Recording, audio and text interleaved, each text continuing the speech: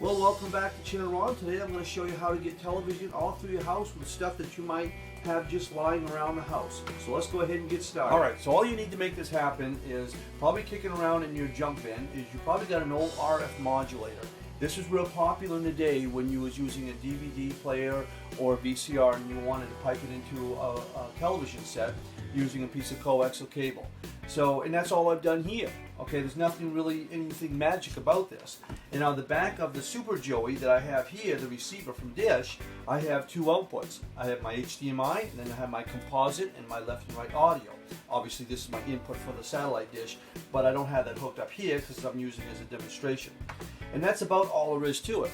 So what's happening now is this is going to be displaying the same thing through any of the televisions that you have hooked to this, which is fine. The whole idea behind that is if you're watching the game or any kind of a sport episode or something like that, you can pipe it into televisions that you don't normally watch, like in your basement or your garage or something like that, and you don't have to worry about renting any additional equipment. So it's really that simple, not a whole lot to it. I know you could get the Roku with a Fire Stick and that type of thing, but if you want to do this on the cheap, this is all you have to do. So I hope this helps, and thanks an awful lot for watching.